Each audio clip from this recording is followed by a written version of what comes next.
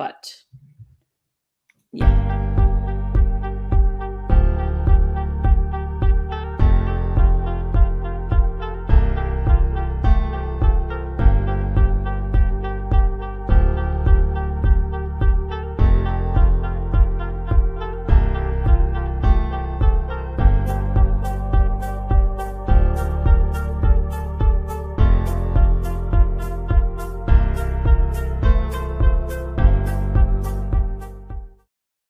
Oh, snap.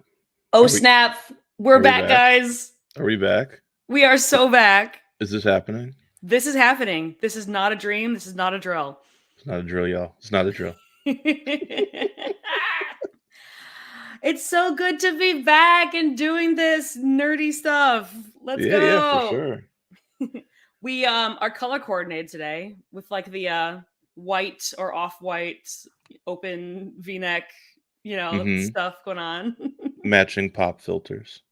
It's true. It's true. Yeah. Well, now I discovered maybe about 6 months ago, we've been gone for that long, that this entire time of like COVID and lockdown and stuff, I had a standing like platform, like a laptop desk thing in my basement the entire time. And so now I'm like trying to stand and not be it lazy. looks like you're standing right now. I am standing, yes. I'm still standing. That's my jam. That's a good song. Yeah, that's a really good one. So we're here to talk about Andor. Yes, we are. Not the Bad Batch. It's been delayed. Are we gonna do Bad Batch? Heck yeah, we're gonna do Bad Batch. That's our brand, baby. Okay. Let's go. Yeah, so, Andor is here. 3 episodes. Yeah, 3 episodes. A good. I actually didn't add up. Like, what was the total runtime? What, like an hour and a half? Like an hour and a half, maybe a little bit more. Because there were a couple that were like 40 plus. Yeah. But a lot of that is credits. I remember watching episode 2 and being like, how much longer did I have? And it was like 7 minutes. And then the last like 3-4 minutes of it was just credits. So I'm like, oh, all right. Yeah. So just to set a baseline real quick, Andor TV series created by Tony Gilroy, prequel to the film Star Wars Rogue One. Or Rogue One. What was like the full title? Rogue One, A Star Wars Story. That's right. It was the first doing the Star Wars Story thing. Non-Skywalker saga. Which I feel like they abandoned pretty quickly. The Star Wars after Story Solo thing. Yeah, this like 2 Star Wars stories, and we're kind of done. And I feel like we're now going into the era of Star Wars stories being limited series on streaming platforms. This is the television era of the Star Wars IP. Yeah. Awesome cast. You have Diego Luna reprising his role as Cassian Andor. You have Fiona Shaw. You have my guy that I love, Stellan Skarsgård. I love him. I love him in everything he does. He's great. Yeah, and this is a 12 episode series, so a little bit longer than the episodes we're used to, longer episode count than what we're used to with these streaming shows. So I'm pretty excited about that. At least with the live action ones, the animated ones can be up to like 25. Well, yeah, just in the Disney Plus era. Like, how long was Bad Batch? Bad Batch was like 16. I think it was 16. So I think season 2 is also about 16. So this is the longest of the live action stuff that we've got. Because Mando's been like, what, 8? Yeah.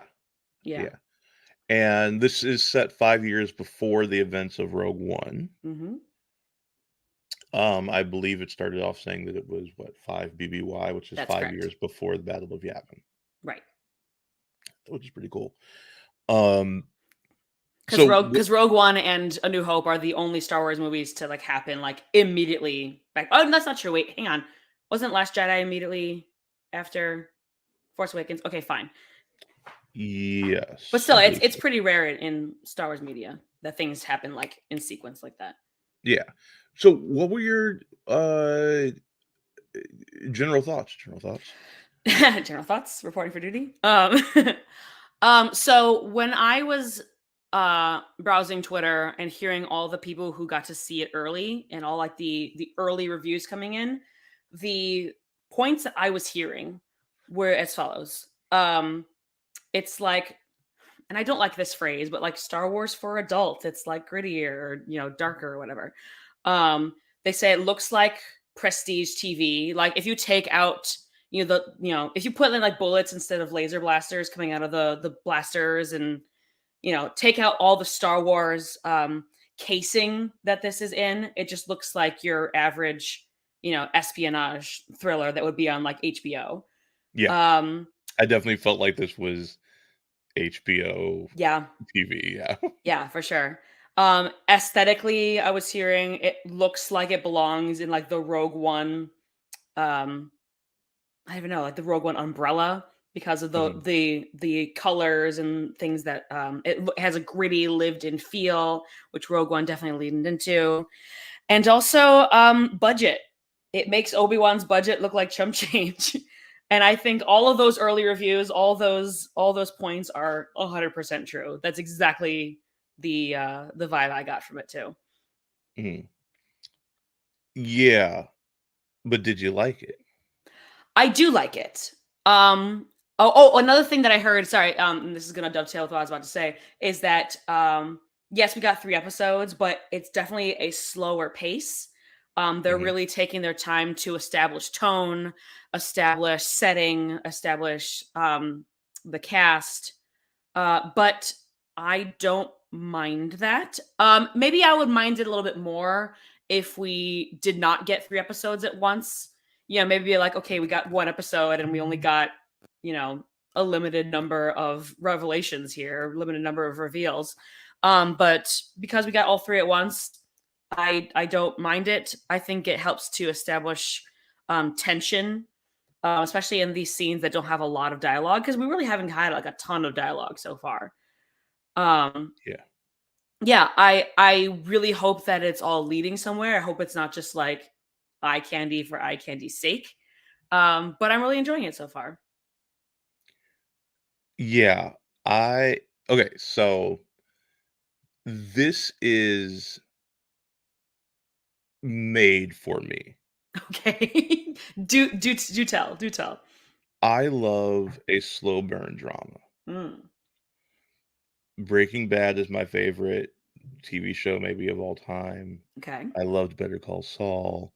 Um, I just binged all of The Sopranos. Like HBO, AMC, slow burn, prestige drama is my jam. okay. And getting that in the Star Wars universe is like a marriage made in heaven, and they did not disappoint. No, It looks amazing. I've been getting annoyed with how samey and kind of uh,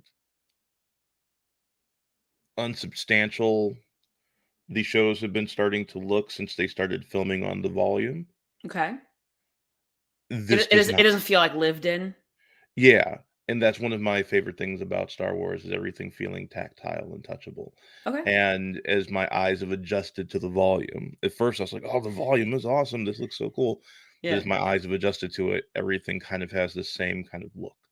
Hmm. And in the realism of at least the simulated realism of the volume started to lose its luster for me. Interesting.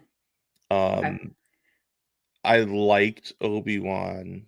I didn't love it, and if I'm looking at, like, the production design of it, I think it looks pretty cheap, especially now that I'm watching this show. This show Yeah. just looks like a movie. I'm Yeah. like, like, "Oh, I didn't even realize what I was missing." Like, Same. Mandalorian looks good. This looks great. Yeah, I'm in the same boat as you. I don't think I realized the budget. I mean, people were talking about like, oh, the budget for Obi-Wan, and I'm like, I'm not seeing that.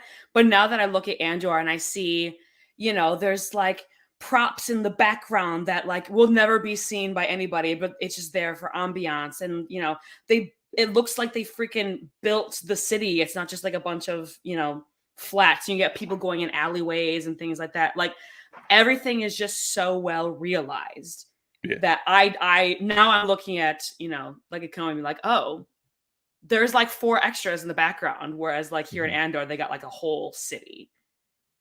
Yeah. Um, and I love that. Oh yeah, The acting is great. yeah. Um, yeah, just generally, I just think it's just a really good show, and I'm just a big fan of Tony Gilroy, uh, I'm in not general, familiar. What else has he done? who created he worked on the Bourne films. Oh, I'm a big Bourne fan too, you know, okay, espionage, slow okay, burn stuff. all right. Um, so yeah, he wrote the screenplays for the trilogy of the Bourne films and wrote and directed the 4th film too. So like he that's been what he's most known for. Um, but he's also done other things too. Michael Clayton, he did. I don't know if you ever saw that film. I did not. I've heard of it, but I've never seen it.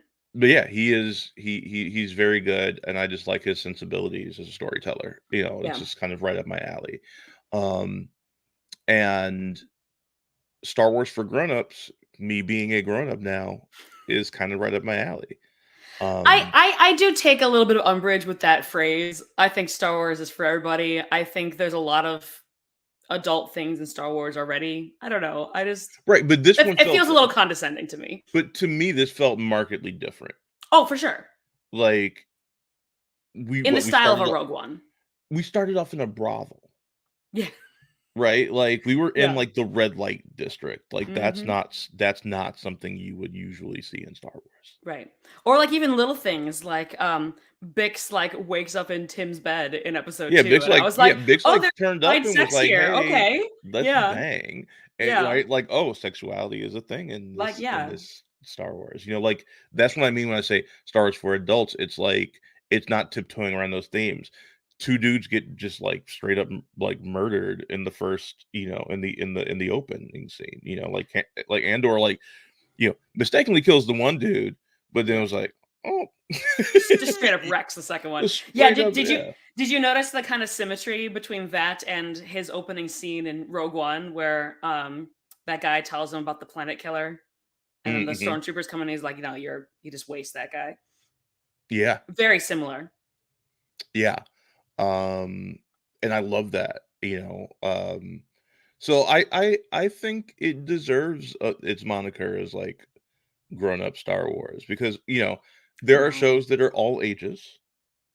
There are films that are all ages, and there's things that are very much more geared towards an adult audience that Yeah. handles different themes and shows relationships in different ways because of that.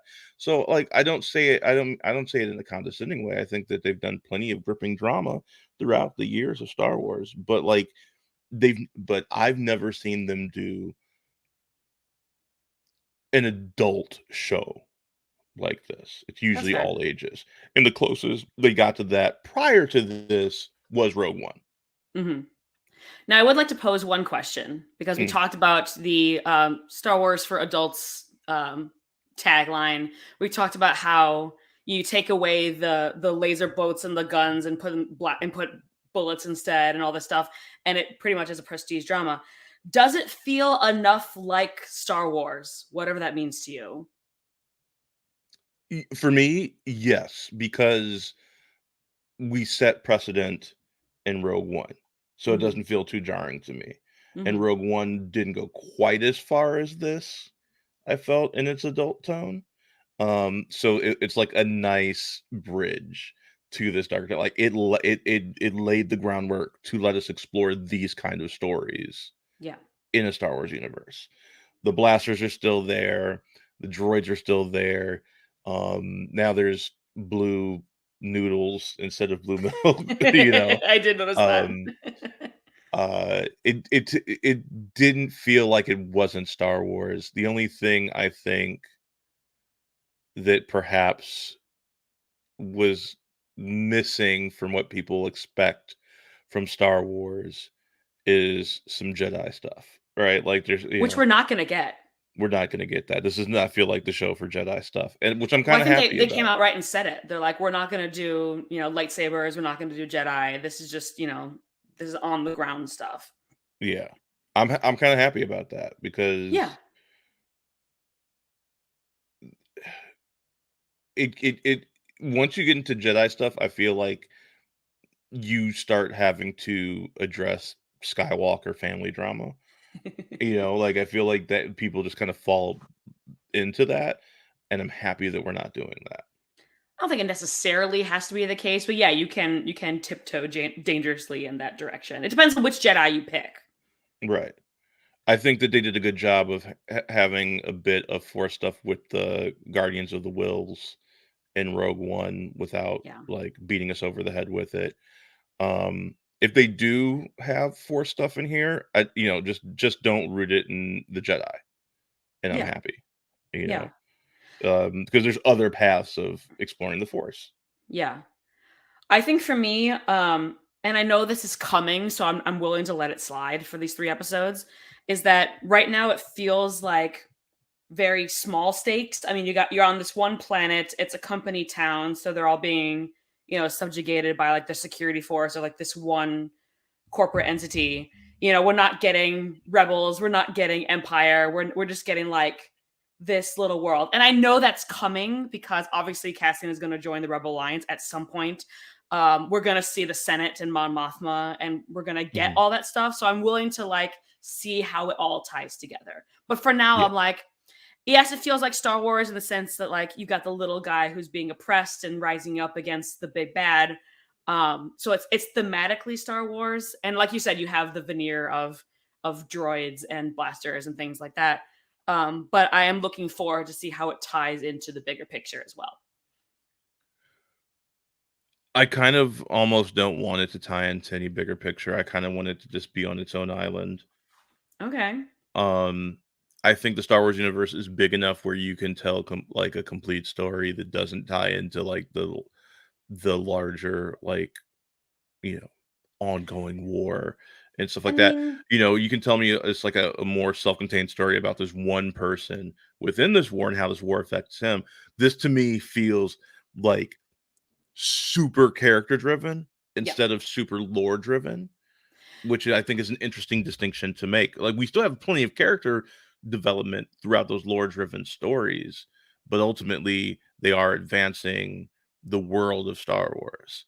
And yeah. this to me Oh, sorry. seems more like a slow burn character study about someone finding something within them to fight. Yeah, I'm not saying I want like tons of cameos and little in jokes and things like that. And they again, they did say that they're not going to do a bunch of like fan servicey stuff. I'm just saying like you can do a self-contained story about this one planet, about this one faction, and still have them like be against the Empire instead Mhm. of this corporation security force. You know what I mean? Yeah. Um, yeah, the corporation security force is interesting, right? It's like, oh, we're the first line Of defense for against the the Empire. empire, Yeah. or for the empire, Oh yeah. Sorry. Yes. Yes. Yes. That's what I meant. right? And that's cool. I want to learn more about them. By the way, I can't remember his name, but the dude who's like, oh yeah, I redid the piping on my Yeah. like the dude that's like a dog with a bone with this, murder case. Um, I was watching the first episode with a mutual friend of ours, and we instantly like in that first scene where he's like, "Oh yeah, I did. I made some alterations on my uniform, and his uniform so like perfectly crisp. We decided he's like the Tim Gunn of the Star Wars universe. So when he was like yelling at the people about like finding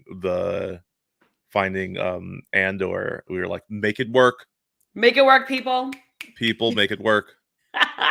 So that's funny Um, because I saw that character and I was me being a music. I mean, our mutual friend is also a musical theater person, but mhm. I was like immediately like, oh, this is the Javert of our story, like the super gung Yeah, ho, super like lawful neutral kind of guy. yeah, yeah. I find his character very interesting. I Kind do of too. sucks at giving speeches. Well, I do want to talk about that because do we think that that the lack of speech and like his facial expression when like he was on the shuttle going down there, did that read to you as like a little bit of confliction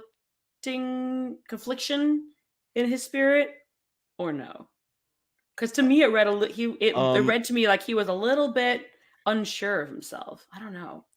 he did seem unsure of himself. I feel like, and I don't know if I have enough data on him yet Sure. to really make a comment on that, Hmm. but my gut is telling me like you said, he's a Javert. This is a man who really believes, um, and when they get to that planet and he sees, like, the state of it, I saw conflict on his face as well. I'm like, is this a guy who, like, really drank the Kool-Aid and believes that what they're doing is best for the universe and is seeing, like, "Oh, maybe it's not." Like, really curious to see his story. I am too. To me, it read as someone who like loves the idea of getting out there and wrecking shit and and establishing order for the corporation, and then gets down there and sees the reality of what that means, and Yeah. maybe he's not ready for that part. Yeah. Yeah. Very interesting. Hmm. But also, perhaps had he not pursued this case, then maybe Star Wars never happens. Like, Ooh. original trilogy era, right? Like, we don't, without Andor, m getting pushed into, joining the Rebel Alliance, do we ever get the plans for the Death Star to know Oh, what to do? interesting. Well, I don't know because like I mean he was definitely part of that, but really it was Jin that led everybody to Galen and But it's her and Cassian together, yeah. right, he is integral to that happening. And with Cassian comes like K2, who was another integral piece of that Mhm. puzzle as well. Yeah, so I don't like I'm like, "Oh," I mean, it is all connected because this one person, Yeah. this one person can create all these domino effects, right? Like, all these things are interconnected because, like, we are all interconnected, so it's really interesting to see Yeah. how somebody's choices so far removed from the main story can have massive ramifications Yeah, it's you know on the that rest. meme of like the dominoes that start out really tiny and then there's like a huge one that's like a story tall at the end. Mhm. And so like you get the front one being like some native kid, wandering into a a mining accident and the tall one in the back being the Death Star blowing up. Okay, native kid, what did you think of that, more, like, indigenous kind of representation in Star Wars? Because, like, so many of the cultures are kind of inspired by, various cultures in our own world. What did you think of the Canary people? Yeah, I there's a lot of unanswered questions that now that the flashbacks have gotten to a point where Cassian's being taken off world by Marva, I don't know if they'll be answered, and I'm kind of sad about that. Like, for example, why are they all children? Where are the adults here? I was wondering where the adults were. Where are the adults here? I was And like, "This is also, gonna be if you look, tragic if we, like, learn more about them in this." I was yeah, like, it can't be there could be a good." monologue maybe later on about like what happened there from Yeah. Cassian if somebody probes, especially now that there's such a question about like his origins. They're looking for a man from Canary. But another thing I noticed is that their clothing looks very manufactured. Like maybe they came from a more quote unquote civilized established place and like had to wear like the rags of other people. Maybe there was like a crash and they're just stuck here on this uninhabited hitherto uninhabited planet. They were wearing material that looked like flight suits that were like cut up and Mhm. made into sashes and belts and things like that. I thought that See, was I really think they are interesting. indigenous to that land, Okay. but people have been terraforming it. Maybe, yeah. From that one beautiful shot, by the way, when he walks up and sees that huge, like, quarry area. Oh my god. Yeah, that That, was a good like one. I don't know, I felt like there was a lot of like really good visual storytelling going Yeah. on and a lot of like showing without telling. Um, that leaves some of it open to interpretation, but to me, I was like, oh, okay, so they're the indigenous peoples of this land. It's been terraformed. Um, the adults have been probably at war with the people that are invading their lands. Um, and they have been scavenging stuff from this like war with these people with probably that corpo, security Yeah. force. They're probably like the people that come in to take over to lay the groundwork. We're seeing like this is a different arm. Like we've seen the military, now we're seeing the municipal of the Yeah. empire, which is very, very interesting. Oh, Also, I really have to pee, so you should say a thought while I go pee. okay. Oh gosh, the pressure is on. I'm flying solo, everybody. Here we go. No, I actually kind of had a little giggle to myself when we found out that it was indeed a mining accident because I kind of in my chuckle, I was like, man, it's always mining in Star Wars. You got this, you got the mining colony on Ryloth, in Bad Batch. Uh, I think Jin was at the mining colony on Wobani when she was captured by the Empire and eventually rescued by K2 and the team. I just finished the canon Thrawn trilogy, and that involves like a mining company with oh god, I'm blanking on her name. Governor Price's family's mining business. So I just thought that was really funny. That's like, oh, it's fucking always mining here. And I get it, like, you're building an empire, or at least in Cassian's case, when he's a kid, a republic back then. So you need a lot of raw materials. I was like, man, it's always mining. It's never like farming or textiles or anything like that. I just thought that was funny.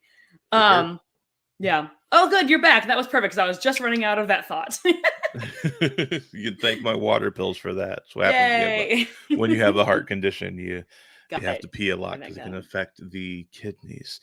Oh, Um, speaking of, that's a good reminder for me to drink water. Everybody's mhm, watching. Drink water right now. drink water and don't let your heart go to crap. Hmm. Um, You only get uh, one. what kind of? Well, no, you can get a replacement. You can get That's replacement true. hearts. Rarely, but yes, They if you really cost a need one. lot, but you can get a Yeah. replacement heart. Go down to the Walmart and get a new heart. Um, Maybe one day. what did you think about we've talked a lot about the aesthetic and and whatnot. Wait, Uh, before we get off of Canary, can I just make one more point? yeah, Okay, so there was that bit about when the security team sent out the basically the warrant for Cassian. They said they're looking for a man from Canary, and Marva and Cassian were talking about how all his records say that he's from Fest. It brings up an interesting question about why it would be important to hide the fact that he's from Canary. There's yeah, something something went there's down. something there, and maybe it has to do with that accident. Maybe, I don't know, somebody found out about the tribe like killing that one guy. Like there's something weird about him being from Canary that they had to hide it long before that warrant ever went out for him. Yeah, but also like those people were like jaundiced and dying, like Yeah, that that they was ran weird into too. too. So like something is really going on with Yeah, that storyline, which is there's why I something think we about will continue to get flashbacks about it. That will because like I felt like we have started a storyline in the past. I would be shocked because as intentional as this feels, I would be shocked if we didn't get any more from this point on. Oh yeah, and I feel like, and this is a little cynical, but I feel like if you're doing the gritty adult Star Wars prestige drama thing, and we've already had Marva implying that like the forces are gonna come and like basically wipe out that tribe, we're gonna get a little massacre scene. I feel like, whether we like it or not. Yeah, maybe. Did you That's think coming. Bix was also Canary?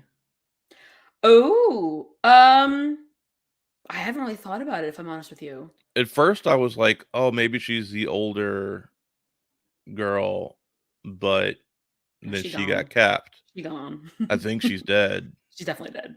you know. But I still thinking like, oh, maybe she's Canary of some sort. I don't Could know. be. Like they're friends from back home. And then I was wondering to myself is like where they are, what if that used to be the Canary Lands? Mm. And it's in this is like what happens to these planets? They get, you know, colonized and terraformed and taken over. I Maybe, don't although think so, yeah, it but it seemed like a felt lot of like they people were saying he's from someplace else.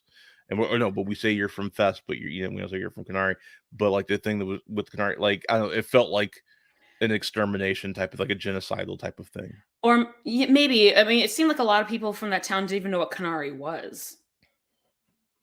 Yeah, which could be, the Empire has a knack of erasing people from history very quickly, Totally, you know, totally. But erasing it's also seems cultures. it's been like between 10 and 15 years between Cassian being taken off Canary and the present day. Yeah. That's a pretty short time in order to wipe out an entire planet. But then again, there are They hundreds wiped of out planets. the There are Jedi hundreds of culture in planets. like 30 years. That's different though, because one, it's triple the amount of time, and two, there are what, a couple hundred to a couple thousand Jedi in all of the galaxy. Like most people in the galaxy have never encountered a Jedi. I could Eh, totally see how that could come off as like a legendary thing in the span of 30 years nah, across light years worth of space. I don't know. Because it seemed like Jedi were all over Tatooine all the time. And That's people on a Tatooine like convenience. and people on Tatooine like, "Nuh-uh, that's not real. I ain't My never uncle seen met a that." Jedi 20 years ago. They're Right. totally real. Yeah, it was ridiculous. That's really funny. So what do you think of so talking about the Canary storyline, what do you think about the actual, like, story setup of Andor? I really like it. I like the slow burn. I like it, like I said, I like it for now. I like it because I got the 3 at once that I could, get more revelations as it went on. I hope it doesn't continue in this way. I think we're gonna need a more concrete storyline and for the pace to kind of pick up a little bit as the dominoes start to fall. But I like it as a setup, if that makes Mhm. sense. Yeah, and it definitely felt like that those first 3 episodes were like a setup arc of, like, now we're seeing, he's got the quest, as it were, in this case, it's going off with, Eric Selvig, is just all I wanna call him, Stellan Skarsgård's character, Yeah, um, accepting going with him, right? That's the beginning of his hero's journey. for sure. Um, and so I do think we're gonna get that. I think it's going to be more, but I think it's gonna be so much more focused and introspective than what we're used to, Yeah, which I think is really interesting. Actually, before I give my thoughts on the story, go on. uh, this is kind of what I wanted Obi-Wan to feel like. Like this dude who is Mm. just shook from being through a war. I wanted it to be, with like the first kind of episode with Obi before he goes on his hero's journey. Um, that quietness, that brokenness, that seeing the effects of the Empire taking over. Like I'm seeing that executed, at least because I don't have much to go on in terms of the story, um, through the production, through the cinematography, through the visual storytelling, much more effectively in this than in Obi-Wan. This feels dark and sad, and everyone seems defeated and broken in a way that I did not feel with Kenobi. I don't feel like we didn't get that from Kenobi. We did get a lot of long shots in for the first episode, especially without a lot of dialogue, very much more of a mood piece than later episodes. And even in the middle of the series, you got the haunted look from Ewan McGregor when Anakin is mentioned for the first time, and like that really messes him up. So I feel like we didn't not get that in Kenobi, but maybe it's done more effectively here. And also they have Yes. more time. We Hmm. have the what was it? 12 12 episodes. episodes versus Kenobi's 6. Yep. So Kenobi definitely should have been longer. yeah, and it could maybe they wanted to do that, but as we've mentioned before, it's obvious that the budget is way more bumped up for Andor than it was for Kenobi. So maybe they want it to be twice as long, but they just Which is couldn't surprising. swing it. One would think that they would dump all the Right. money into Kenobi, and I kinda love that they didn't. Well, I yeah, kinda especially with love that they're giving it all to this, POC focused, gritty Star Wars slow burn drama instead of giving us you know, "Oh, here's more of what you already know." They're like, "No, no, here's some new stuff to chew on." I love well, it. not only that, but up to this point, Disney Star Wars, and it's been the criticism, basically since Disney took over the company, Disney Star Wars has been so focused on legacy characters that we've Mhm. already gotten that I'm shocked, in fact, that they didn't put all of their resources into one of the most popular characters in Star Wars lore, and then decided to. Yeah, yes, he's a legacy character in the sense that he's already been in a main character in a Star Wars property, but he's not nearly as beloved or fleshed out as an Obi-Wan Kenobi. It's Oh, yeah. crazy to me. It goes against how long has Disney been under Lucasfilm? Lucasfilm been under Disney like 15 years ish, 10, Yeah, 15 something years. like that, yeah. It goes against that entire precedent. It's wild to me. I'm pleased. Don't get me wrong. I am not complaining. I do maybe I'm playing a little bit that my boy Obi-Wan, my favorite character in Star Wars, got a little bit the short shaft, but like I'm grateful that Andor is getting the recognition that it deserves, and also because when it was first announced that Andor was going to be a thing, so much of not just people in and out of like the Star Wars fan base were saying like, why are we getting this Andor series? Like we already know how his story ends. Like we don't need this. And I'm pleased that they believed in this project so much that they were giving it a huge sandbox to play in. That's awesome. Yeah. Um, so in terms of the story, I really dig it. I feel like even though we had 3 episodes, that I still don't know exactly where it's going. Yeah.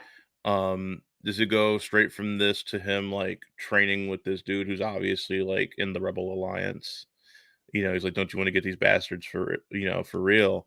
Yeah. Like, are we gonna see what it is like to get initiated into the Rebel Alliance, what the cells look like?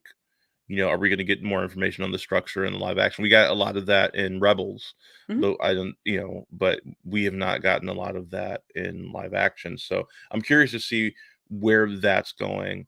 The way I see it, we have, um 2 time periods kind of running parallel to each other. The main thrusts, in the stories are the story of the fall of the Qunari people and the story of Cassian Andor going from, street urchin to, rebel, soldier.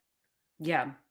Yeah, Um and I think it's interesting, and we already know again from trailer material and such that we're going to see Saw Gerrera mhm, and Mon Mothma, and I think that's really interesting because Rebels touched on it, but maybe not as deeply as I would have liked on the different factions within various resistance cells. You got Saw Gerrera, who's much more of a fundamentalist and willing to go super far and employ super harsh methods in order to get what he wants versus the rebels who like yeah of course like it's all going to involve violence but they're not going to like torture people or you know what I mean. yeah, So and I wonder I'm really hoping we're going to get more of that now that we know for sure that Saw is going to be in the mix. yeah, and I wonder at what point this Saw is at.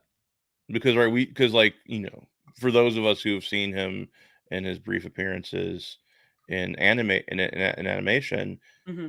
before he goes full on crazy, so I'm, like, wondering, like, where on the spectrum will Saw Gerrera be at the Yeah. point in time we're gonna meet him? Yeah, and also like how is he doing physically? Because in Rogue One, he's essentially a cyborg. Bull Um, gullet. but like in Bad Batch, which is several decades before that, he's kind of hot. So like Yeah, where on the cyborg to to hot are we yeah. right now? Okay, I didn't know you were into Saw. Okay, Saw's got a dark, brooding okay, thing that's like kinda, he looks good. I'm blushing right now. Oh my god. okay. Oh my goodness. All right. No, Saw Uh, Bad Batch. He's looking good. yeah. So yeah, I'm really curious to see where it's going. Um, and also I love how these episodes end. Okay. I Tell me about I know that. yeah, like especially episode 2 when it's just like Andor walking and you get that like really awesome like almost like rock music. I was just like, "Oh, I really dig that." Like I really dig that feel for this show. Have we ever had a drum set in Star Wars? I don't think we had electric guitar in Star Wars. I don't think we've ever had a drum set in Star Wars that I can think Yeah, of. not Because like I was that. watching it too, and my husband Kevin, for those of you who don't know me very well, my husband Kevin's on the couch next to me. He's like, "Ooh, it's we've never had a rock band in Star Wars." I'm like, "I mean, it's a drum set and violins, but Okay, like, first of yeah, all, Max Rebo is like the greatest yeah, rock jazz musician ever. It's fine. It's fine. it's fine, yeah, yeah." Put some respect on Max Rebo's name, the musical legend. Yeah, I don't know that we have. Oh, I because don't like know in that we have. Examine the Assassins and Attack of the Clones, in that track, we have electric guitar. Mhm. Um, that's pretty much all I had to say about this triple premiere. Anything else that you wanted to go into? I do, and this kind of dovetails into what we were gonna talk about next with like Star Wars as a whole in terms of the things that we have not covered since the end of Bad Batch till now. Um, but it seems like there've been a couple of projects that have come up, Andor being one of them, Tales of the Jedi being another one, and even to a certain extent, Kenobi, where they're announced and people are like, we don't need this story for X, Y, and Z reasons. Either we already know what's going to happen in terms of Kenobi and Andor, or tells the Jedi we're already going back into the prequel era, which has been pretty well. As much as I love the prequel era is my favorite era of Star Wars, but it has been mined pretty heavily for content. So how do we feel about what kind of question do I want to ask here? How do we feel about Disney going into these eras that like we already know a lot about, but there might be more of a story to tell? I am a big proponent. I've been saying it for years at this point that I want to get into a completely different era Hmm. of Star Wars. I want to get out of the Galactic Civil War era of Star Wars and go to like a completely different point in time. I've I would really like to see the like creation of the Jedi Order, things like that. But if I am going to be put into this time period, seeing these more human stories, I think is where I want to be. Uh-oh, my boom mic is falling. Oh no. Um, I think it's where I want to be. I Hmm. think this feels so lived in. This feels so gritty. This doesn't feel like the start of like I'm gonna become a great Jedi and be able to like mow down hundreds of people. Like, no, this is a person that's gonna have to scrape and do whatever he can to survive every day. Hmm. This is the story of ordinary people, Yeah. boots on the ground. You know, I really appreciate that because seeing those stories makes the big heroic stories more meaningful because now we know like what could happen if they fail. Yeah. I completely agree with you. I think it would be cool if we were at a different era of Star Wars. I also recognize that making people care about something that's, I mean, again, if it was, it's kind of like this. If it wasn't for, if you go to like High Republic, for example, if it wasn't for the appearance of Jedi, it could be any sci-fi series. It Mhm. doesn't really ground itself in Star Wars until you had those veneers. So I get that it's tough to make people care. And I think if they were to do a different era other than Galactic Civil War era or immediately pre or post, um, that's has to be done really carefully. But it also presents a lot of opportunity. I know that people are kind of looking for their like Kevin Feige moment where, there's this huge build up to a big event with a lot of character development and lore woven in there, a la Marvel up until Endgame. Uh, and I think that there's an opportunity for that there with, because again, we haven't really gone into the pre episode one space much. So there's a Yeah. lot of things that can be done there. There are really great stories that could be told. So yeah, it presents itself an opportunity. You have to do it very well. That said, like you, I'm not mad at what we're getting, especially if what we're getting ends up being good. Yep. And I really appreciate, and like you, I appreciate it. It even started with Bad Batch to a certain extent, where we're seeing the nitty gritty. What are the tangible elements that went from Galactic Republic to Galactic Empire? How did that Mhm. affect the people who were living through that? Yeah. And we're kind of getting the same idea here. Again, not with the Republic becoming the Empire, but like, what is life like for your regular people? And like, yes, I mean, Bad Batch had to do with Clone Force 99, not exactly regular people, but as they would go on their missions, they would meet all these people and what they're going through and how they're resisting, how they're dealing with these changes. Yeah. And I think this is going to turn out to be very much in that vein, especially because we're doing the whole gritty, um, lower class, economically people. Mhm. Um, we're not dealing with senators. We're not dealing with Jedi. We are not dealing with royals. We are dealing with people who have to live with the consequence of all this fallout. I love it. And also this Andor also feels like very low key, maybe not even low key. It feels very leftist to me. It was very like Yes. anti-corporate, we got indigenous people, we got, Yeah. Fuck the colonizers, fuck the fuck the establishment. colonizers, yeah, that Yeah. sort of thing. I was like, I mean, for a large corporation like Disney to be telling this kind of story, I was very surprised. Mhm. Yeah. Agreed. And it's weird because that feels like a lot of Disney storytelling lately. Um, Yeah. and there's a part of my brain that recognizes that, like, oh, they know if they make this content, that's how they will get my money, so that's what they're gonna give me. They're just trying to get everybody's money, so they're gonna give us all the different kinds of story. So it's a double-edged sword because I'm still contributing to capitalism and all these terrible things. But But they had a choice to make also, yeah, and but they also I chose loves me this. some Star Wars, so I'm gonna watch Right. it. Right. Yeah. They could have taken it in any direction. I'm not saying they're going to be like pro empire or Yeah, whatever, but like they didn't have to go that hard. And yeah, so I'm impressed that they did. mhm, And I feel like it absolutely. could like piss off some people. I haven't seen it yet, but we're also only in I episode mean, 3. I've had to stop listening to the fandom, between, like, She-Hulk and the way people treated Riva and Kenobi Yeah. and, basically everything. Like, really hard for me to connect with, Gestures broadly. yeah, with Yeah, fandom. Yeah. I uh I love Twitter. So whenever, like when Kenobi and all the Kenobi episodes came out, like as soon as I was done with the episode, I'd like go on the Obi-Wan Kenobi hashtag and like look at the top posts and things like that. And it's fun to be part of the discourse.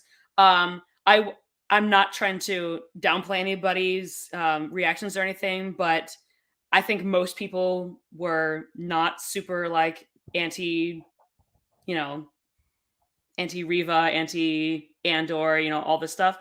I Mhm. think those people are very loud and very wrong. Um, but and I think that the fact that they are exist at all is terrible and bad, and they should not be harassing people. But I do think the majority of people are reasonable. I hope so. I hope so too. I would like Um, to think that. so